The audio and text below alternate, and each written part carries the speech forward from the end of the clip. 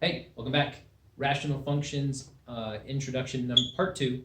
So we're just going to continue what we learned yesterday with these 5 areas that we looked at for a rational function where you have x in the denominator, and we'll see what we remember. Okay, so just take it slow, and let's see if we can figure out each part. I have thrown a whopper at you. Look at that. You've got a quadratic in the numerator. You've got a quadratic in the denominator. Whoa. Let's go through each part. How do you find the y-intercept? This is a big question yesterday in Desmos and in my lesson. How do you find the y-intercept of any function? That's right. Put 0 in x, substitute in for x in every spot that you can. Let's go with this guy. So 2 times 0 squared, that's a square right there, plus 10 times 0, that's 12, all over 0 squared plus 3 times 0 plus 2. 0, 0, 0, 0. What do you see? I see 12 over 2. I hope you see that also. 12 over 2 is 6, but we're not going to write just 6. Remember, this is the y-intercept. It is the coordinate or location that we want to put it as a coordinate, 0, 6. Okay. We have the y-intercept. Number 2, how do you find the x-intercept, really of any function? You set it equal to 0. And you solve it, right? So we have to make this value, which is the y, f of x, we know is function notation. We're going to make this 0, but really we just set the numerator equal to 0, because if you were to multiply this to both sides, wouldn't that get wiped out? Yes, it would. You'd be left with that. So let's solve 2x squared plus 10x plus 12, which is a quadratic, with whatever means you want right now. So remember, quadratic formula, people, go. See if you can beat me to the solution. I bet you can pretty fast. So here's what I'm going to do. I'm going to factor out yeehaw. You guys remember him. For those of you who don't know, that's my factoring cowboy right there. And he ropes out the GCF. Yeehaw. 2. He ropes out 2. Yeah, memories. Take out a 2. Divide everything by 2. So divide by 2, cancel the 2, divide by 2, that's 5x, divide by 2, that's a 6. Okay. What's going to happen to that 2? Well, when you divide both sides by 2, it's going to go what? It's going to cancel. So you're left with this quadratic that you have to solve. That's not so bad. Plus plus here, plus plus there, here plus there, plus everywhere plus plus.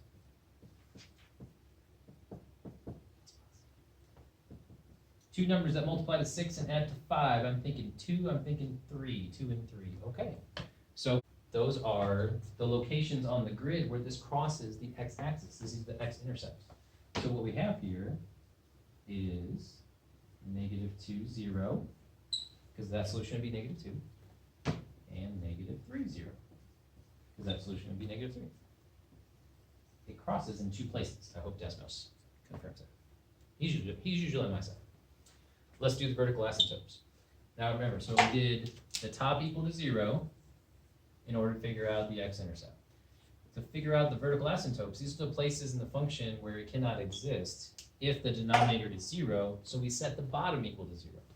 So we've got x squared plus 3x plus 2 equals 0. I'm going to factor and solve.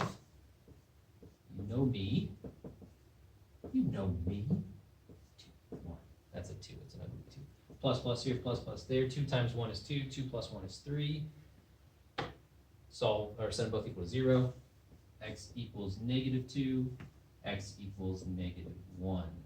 Those are the equations of the vertical asymptotes. Okay, so over here we have the x-intercepts where they cross the x-axis. Here we have the 2 vertical lines where the asymptotes are. Okay. All right, 3 down, 2 to go. Let's talk about horizontals. This is the whole NM, thing that we had going on yesterday. So if n is less than m, which means if the degree of the top is less than the degree of the bottom, it's the x-axis. No. If the degree of the top is equal to the degree of the bottom, then it's just the coefficients. And I'm sorry, it's just coincidence this keeps turning out to be a 2. But y equals 2. Look no further than that. The one we haven't got into yet is if it's a slant. That's going to take a little extra work. We'll do that, oh boy, Thursday? Let's try it Thursday. Okay. Maybe Friday. Last section is the holes. Here's what I said about holes yesterday. If you have any cancellation in your quadratic, or sorry, in your rational function, then you have a hole. So let's look at the top factored. You can see that right here. It would be 2. And we had the top is x plus 2, x plus 3. Okay? And then the bottom factored is down here. X plus 2, x plus 1.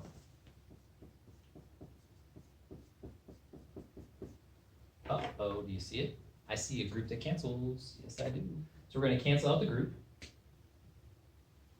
This is the hole in our function, okay? If that drops out, there's a hole there. And all you have to do to find the hole is set that, that thing equal to 0. So x plus 2 equals 0. It said x equals negative 2. There's a hole there. Wait a minute. Do you see this? There's a hole at x equals negative 2. And we set it across the x-axis at negative 2.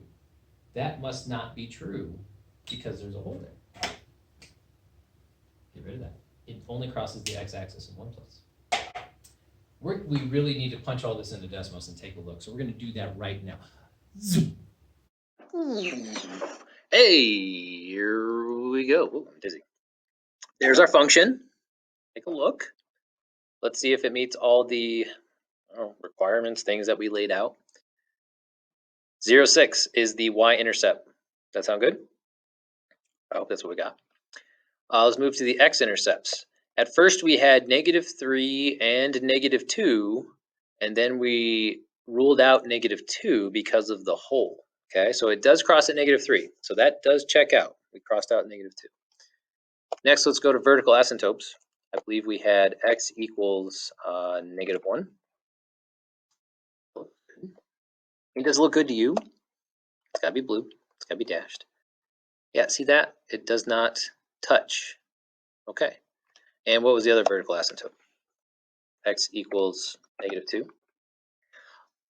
I forgot to cross this one out as a vertical asymptote. I'm glad I'm catching it now. See, there's a hole there. So there can't be a vertical asymptote at -2. It doesn't make any sense. There's a hole. So let's go to horizontals. I believe we said y equals 2, and I apologize for it being 2. See, I'm actually filming this much later than the lesson, and it's all erased from the board, so I'm trying to do it from memory. Okay, I remember this one well. Y equals 2 is correct. So the hole, okay. Look, you don't even see it. It just looks like a typical rational function with a vertical and horizontal asymptote. Like there's nothing, you would not catch it unless you did the algebraic work to find it. So it should be at -2.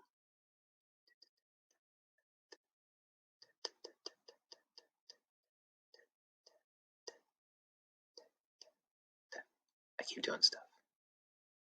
Oh, I found it. I found it. It's right there. There's the hole. I thought that was cool. Sorry. So if you want to see it in a chart, you can convert the chart to a table. And notice at -1, it's undefined, not because of the hole, but because of the vertical asymptote. And at -2, it's undefined, but you would not see that unless you caught it algebraic. It's really hard to get. Boop, hole. Everybody see this? Okay, I've wasted enough of your time having fun. Back to me. All right, and we're back. Okay, we're going to do one more review question over there on solving radicals. So for that, I'm going to hand it over to you, buddy. What are you doing? Oh, sorry. I didn't see you were playing a game over there. Can I play? Oh, you want to play? What does a sheep plus a wheat plus a wood plus a brick equal? I don't know what that equals. Sheep plus wheat plus wood plus brick equals a settlement. What? How is that? What? What game are you playing? I'm playing Settlers of Catan, and I had longest road. That didn't go well. I now know what that equals. Okay, let's review.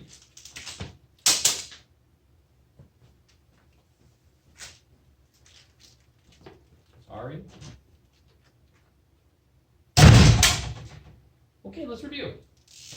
Simplifying radical expressions. We want to make this simplified. We want to look for common factors. Look to split it up into parts, or look for a perfect square that's a part of this.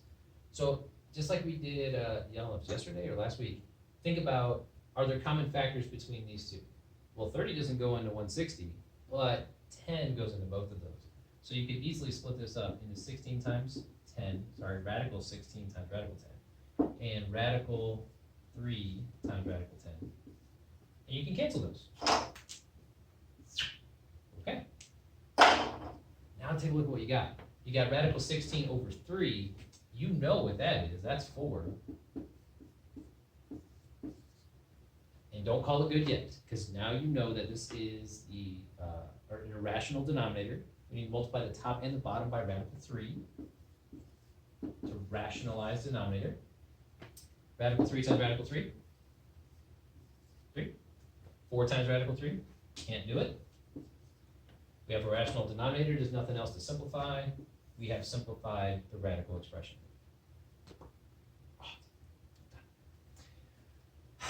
Got a lot to clean up. All right, guys. You know what time it is. I'm gonna chuck this marker. It's not broken, but I just gotta make it. Did that go in? Yeah. Yeah, bank shot. Nice. 2 out of 3, baby. Whew. Good lesson today. Hope you learn it, enjoy it somewhat. I know it's not easy. Do your best. Have a good Wednesday.